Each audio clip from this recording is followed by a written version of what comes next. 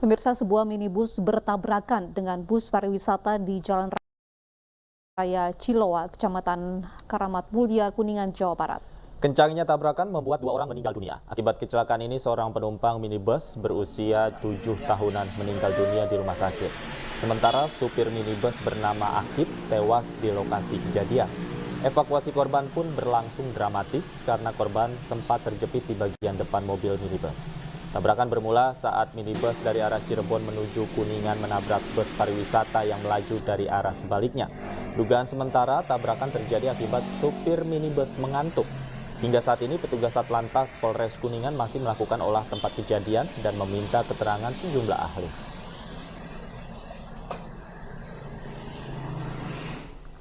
Dugaan sementara pengendara kendaraan Avanza mengantuk dari arah Cirebon menuju Kuningan. Nabrak bus ya? Bus Rafael. Bus Rafael. Yang meninggal dunia itu di penumpang mana ya, Bu? Penumpang mobil Avanza. Avanza. Usianya berapa, Bu? Sekira usia 50 dan anak-anak usia sekitar. Kebakaran terjadi di 3 ruko sekaligus gudang peralatan listrik di kawasan Komplek Rukan, Mahkota Ancol, Pademangan, Jakarta Utara. Pemadaman sempat terkendala pintu ruko yang dikunci.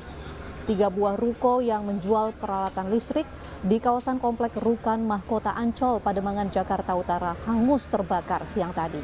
Hembusan angin yang kencang dan banyaknya barang yang mudah terbakar membuat kobaran api dengan cepat membesar dan merambat ke toko di sebelahnya. Proses pemadaman sempat terkendala pintu ruko yang dikunci. Dugaan sementara kebakaran akibat korsleting listrik dari lantai 1 di salah satu gudang. Tidak ada korban jiwa dalam kebakaran ini.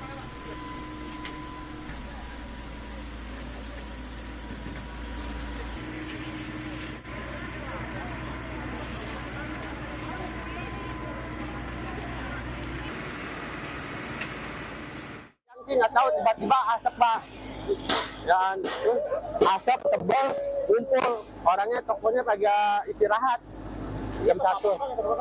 Ini elektronik, Pak. Kontennya dari sini, dari ini nggak sampai 5 menit sampai, namun itu tadi kendalanya ruko tertutup.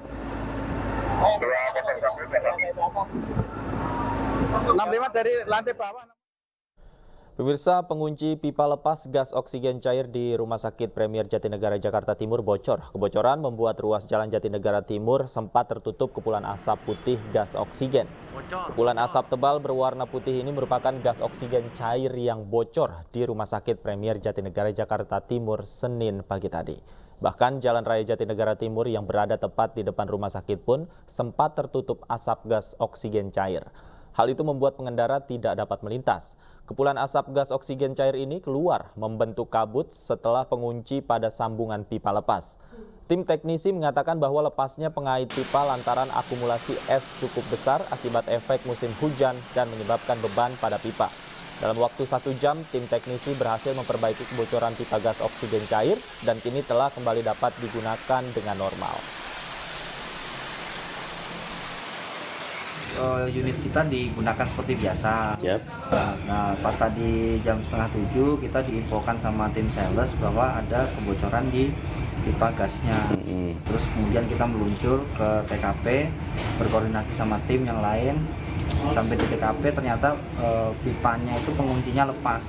Penguncinya lepas, artinya pada saat pemasangan atau gimana? Enggak ya? Enggak. Emang kendor? Emang digunakan seperti biasa kan, karena efek musim hujan ini jadi. Kemudian Yosua mengancam Yang Mulia. Dia kemudian melakukan perkosaan terhadap istri saya. Saya tahu kapan kamu bohong, kapan enggak. Cerita kamu nggak masuk di akal. Kalian karena buta dan tertuli, makanya saudara tidak mendengar dan tidak melihat.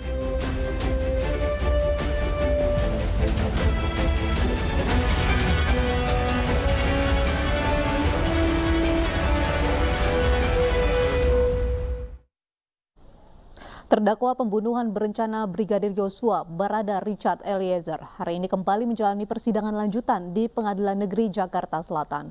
Hari ini Richard Eliezer menghadirkan 3 saksi meringankan dalam agenda pembelaan dakwaan. Sidang lanjutan kasus pembunuhan berencana Yosua Huta Barat hari ini kembali digelar di Pengadilan Negeri Jakarta Selatan. Terdakwa Richard Eliezer mendapatkan giliran untuk menghadirkan saksi yang meringankan dalam agenda pembelaan dakwaan. Hari ini Richard Eliezer menghadirkan 3 orang saksi ahli meringankan. 3 saksi ahli yang dihadirkan diantaranya Guru Besar Filsafat Moral Romo Frans Magnis Suseno, ahli psikologi forensik Reza Indragiri, dan psikolog forensik Liza Japri. Dinilai bagaimana dapat dibenarkan Terkait tanggal 8, keputusan suara hati dari Richard Eliezer dikalahkan oleh situasi yang kompleks. Karena berhadapan dengan seorang Ferdy Sambo. Ini yang mau kita sampaikan terkait dengan ahli yang kita hadirkan, Romo Magnis Suseno. Yang pertama. Yang kedua, kami akan menghadirkan ahli dari psikolog klinik dewasa, yaitu Bu Lisa Marley ya. Beliau jadi psikolog di beberapa rumah sakit besar yang ada di Jakarta, yang mendampingi Richard Eliezer dari bulan Agustus. Pemirsa, Guru Besar Filsafat Moral Profesor Romo Magnis Suseno yang dihadirkan sebagai saksi ahli dalam sidang kematian Yosua Huta Barat menyebut Richard Eliezer secara psikologis sulit melawan perintah Ferdy Sambo sebagai atasannya. Eliezer juga terjebak budaya siap laksanakan yang dibangun di dunia militeristik Indonesia. Dan jadi pokoknya orang itu mungkin juga perlu di dalam situasi. Nah, tambah pertimbangan begini. Polisi adalah salah satu lembaga, satu-satunya lembaga dalam masyarakat yang berhak melakukan kekerasan seperlunya, kadang-kadang sampai menembak. Polisi dalam melaksanakan undang-undang boleh memegang orang, mendorong orang, menangkap orang, menahan orang dalam situasi yang membenarkan, boleh menembak. Jadi bagi seorang polisi, rem psikis terhadap menembak mati orang tentu lain daripada orang biasa yang tidak di dalam situasi itu.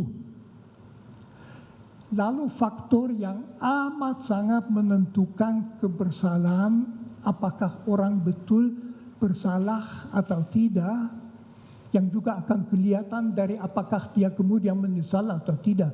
Kalau tidak menyesal ya tidak bisa dikatakan ada kebingungan. Tetapi kalau dia bingung karena berada di...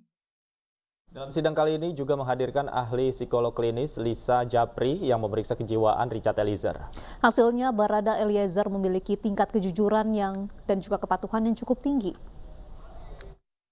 Kita juga kalau ada yang namanya MMPI, Minnesota Multifacet Inventory, Personality Inventory, di mana dalam inventory alat tes tersebut memang kita akan mendetek level kebohongan, apakah bisa dipercaya, reliabilitasnya bagaimana, validitas hasil asesmen dia seperti apa, dan semua berada pada hasil yang baik. Dalam arti Richard berkata dengan jujur, hasil-hasil asesmennya dia bisa dipertanggungjawabkan, kemudian itu dari satu sisi. Nah, kalau psikolog klinis itu tidak hanya dari asesmen, tapi juga kita melakukan anamnesa. Anamnesa itu adalah wawancara majelis hakim. Jadi anamnesa itu ada yang auto langsung dengan individunya, dalam hal ini adalah Richard, ada juga dengan alo anamnesa yaitu dengan orang tuanya tentunya. Dari hasil wawancara tersebut, dari observasi, semua tanda-tanda menunjukkan bahwa ada tingkat kejujuran yang cukup tinggi. Dalam arti ceritanya runut, kemudian gestur tubuhnya juga kita bisa membedakan mana gesture yang sedang berbohong atau tidak benar, mana gesture yang mengatakan kejujuran. Kemudian setelah itu kita cross check dengan pihak orang tua, walaupun di waktu dan tempat yang berbeda, tapi dua-duanya kurang lebih mengatakan hal yang sama. Dari hasil tesnya saja sudah membuktikan dia punya tingkat kepatuhan yang sangat tinggi. Jadi itu memang bisa diukur tuh obediensi seseorang, tingkat level kepatuhan dia pada lingkungan sekitarnya seperti apa. Dan dari hasil tes tersebut terlihat bahwa Richard Eliezer mempunyai level kepatuhan yang sangat tinggi sehingga dia punya kerentanan khusus, kecenderungan tertentu untuk lebih patuh pada lingkungan. Itu dari sisi kepatuhan saja. Penasihat hukum, apakah ada situasi keluarga atau dalam tanda kutip doktrin keluarga yang menyebabkan Richard Eliezer tumbuh menjadi individu yang patuh? Sebenarnya saya tidak melihat itu dari diskusi dengan orang tua, dari diskusi dengan Richard juga. Tapi yang terjadi lebih kepada hasil pertama karakternya Richard yang memang lebih permisif dan lebih apa yang tadi avoidance konflik, menghindari konflik. Yang kedua, observasinya dia kepada lingkungan. Jadi Presiden Joko Widodo meresmikan pembangunan tahap 1 stasiun Manggarai. Kami segera kembali usai jeda berikut, tetaplah di Aini Sore.